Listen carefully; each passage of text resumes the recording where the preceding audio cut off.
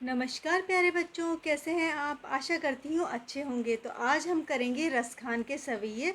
शुरू करने से पहले आपसे गुजारिश है कि मेरे चैनल को सब्सक्राइब करें, अपने दोस्तों के साथ शेयर करें और कमेंट करें। तो चलिए अब शुरू करते हैं। आपकी पूरी किताब जो है वो एक प्लेलिस्ट के रूप में अवेलेबल है, आप मेरे चैनल पर चेक कर सकते हैं। तो चलिए शुरू करते हैं रसखान के सवैये। कवि परिचय। रसखान का जन्म 1559 में दिल्ली के प्रतिष्ठित पठान परिवार में हुआ। आप कृष्ण भक्त मुस्लिम कवियों में सर्वोपरि माने जाते हैं। तो रसखान जो हैं वो जाति रिलीजन से देखा जाए तो वो मुस्लिम है, लेकिन फिर भी वो कृष्ण भक्त थे। गोस्वामी विट्ठलनाथ से दीक्षा लेने के कारण आपको वल्लभ संप्रदाय का अनुयायी माना जाता है। तो इनके गुरु जो हैं वो गोस्वामी विट्ठलनाथ हैं, जिनसे उन्होंने दीक्षा ली और वल्लभ संप्रदाय से संबंधित हैं। 242 252 वैष्णव की वार्ता में भी आपका उल्लेख बड़े आदर से किया गया है। आपकी मृत्यु 1628 में हुई। आपकी दो प्रमुख रचनाएं उपलब्ध हैं, सुजान रसखान और प्रेम वाटिका। तो ये इनके द्वारा लिखित जो कविताएं हैं उनका संग्रह जो है वो इसके अंदर उपलब्ध है। आगे है प्रस्तुत प्रथम पद में रसखान हर स्थिति में ब्रज में ही जन्म लेना चाहते हैं। आपने अपना संबंध उन्हीं से जोड़ने की इच्छा प्रकट की है जिनसे कृष्ण का संबंध रहा है। दूसरे पद में गोपी अपनी सखी से कहती हैं कि कृष्ण मेरा प्रिय है और उसे प्राप्त करने के लिए तेरे कहने पर सारा स्वांग भर लूँगी। तो इस तरह से ये जो दो आपको आगे दिए हुए हैं सवैये, उसके बारे जो पद दिए हुए हैं उनके अंदर क्या बताया है वो बताया है कि फर्स्ट पद जो है उसके अंदर रसखान जो हैं वो ब्रज के अंदर जन्म लेना चाहते हैं और हर उस चीज़ के साथ जुड़ना चाहते हैं जिसका संबंध किसी न किसी रूप से कृष्ण से रहा है। जबकि दूसरे पद में गोपी जो है, गोपिकाएं जो कृष्ण के साथ लीला किया करती थी, वो अपनी सखी यानी सहेली से कह रही हैं कि कृष्ण का प्यार पाने के लिए वो कुछ भी स्वांग भर सकती हैं। स्वांग भरने का मतलब है रूप धारण कर सकती हैं। तो चलिए अब मैं आपको इनके सवैये या पदों के अर्थ बताती हूँ। मानुस हो तो वही रसखान, बसो ब्रज गोकुल गांव के ग्वारन। जो पशु हो तो कहाँ बसु मेरो, चरो नित नंद के धेरु मंझारन। पाहन हो तो वही गिरी को, जो धरियो कर छत्र पुरंदर धारन। जो खग हो बसेरो करो मिली, कालंदी कुल कदम्ब की दारन। अब मैं इसका अर्थ बताती हूँ। मानुस हो यानी अगर मैं, रसखान जी कह रहे हैं, अगर मैं मनुष्य बनूं तो वही रसखान। तो रसखान कहाँ पे रहना चाहते हैं? बसो ब्रज गोकुल गांव के ग्वारन। तो मैं बसना चाहता हूँ ब्रज गोकुल गांव जो हैं उनके ग्वालों के बीच में रहना चाहता हूँ। रसखान जी कह रहे हैं अगर मुझे मनुष्य का जीवन मिले तो मैं गोकुल गांव के ग्वालों के बीच में रहना चाहता हूँ।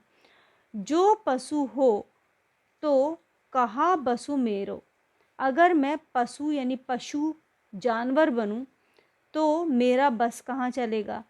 चरो नित नंद की धेरु मंझारन, तो मैं चरूं यानी कि जो गाय भैंस होती हैं जब वो खाना खाती है उसको चरना बोलते हैं।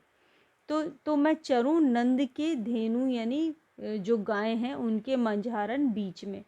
तो रसखान कह रहे हैं कि अगर मैं पशु बनूं तो मैं नंद के गायों के बीच में चरूं। पाहन हो तो वही गिरी को, जो धरियो छत्र पुरंदर धारन। पाहन का अर्थ है पत्थर। अगर मैं पत्थर बनूं तो उसी गिरी का, उसी पर्वत का पत्थर बनूं जो श्री कृष्ण ने छत्र के रूप में, छतरी के रूप में धारण किया था, पुरंदर यानी इंद्र के घमंड को चूर करने के लिए। तो अगर वो पत्थर बनेंगे तो उसी पर्वत का पत्थर बनेंगे जिसको श्री कृष्ण ने छत्र के रूप में धारण किया था।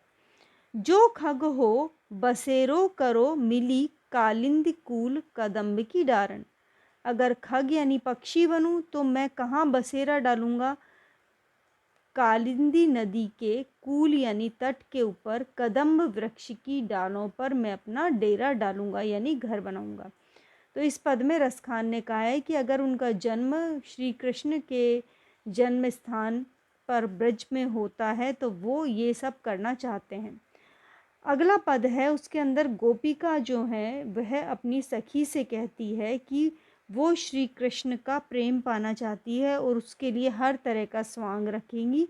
स्वांग मतलब स्वांग होता है कि हम किसी को कॉपी करके वैसा ही कॉस्ट्यूम धारण करते हैं ताकि हम उसकी तरह लगे, तो उसे को स्वांग भरना कहते हैं। जैसे कि आप प्लेस के अंदर देखते हो, मोर पखा सिर ऊपर राखी हो, मोर पंख को सिर के ऊपर रखूंगी, गुंज की माला गरे पहरूंगी, ओढ़ी पीताम्बर ले लकुटी बन, गोधन ग्वारिन संग फिरूंगी, भव तो वही मेरो रस खानी, सो तेरे कहे सब स्वांग करूंगी, या मुरली मुरलीधर की अधरान धरी अधराना धरूंगी। मोर पंख सिर ऊपर राख्यो, मैं मोर के पंख को सिर के ऊपर रखूंगी, गुंज की माला गले में पहरूंगी। जो गुंज है उसकी माला को यानी जो गुंज एक फूल है उसकी माला जो है उसको पहनूंगी। ओढ़ी पीताम्बर ले लकुटी बन, पीताम्बर जो पीला वस्त्र श्री कृष्ण ओढ़ा करते थे वही मैं ओढ़ूंगी पहनूंगी। ले लकुटी, लकुटी का अर्थ है यहाँ पर डंडी, तो मैं हाथ में डंडी रखूंगी। गोधन ग्वारिन संग फिरूंगी, गोधन मतलब गायों के साथ, जो ग्वारिन ग्वालिन हैं जो गायों को चराती हैं उनके संग में फिरूंगी, घूमूंगी जंगलों में गायों को चराते हुए। भव तो वही मेरो रस खानी, सो तेरे कहे सब स्वांग करूंगी। वो कह रही है रसखान जी कि मैं तुम्हारे कहे अनुसार सारे ही स्वांगों को धरूंगी ताकि मुझे श्री कृष्ण का प्रेम जो है वो मिल जाए।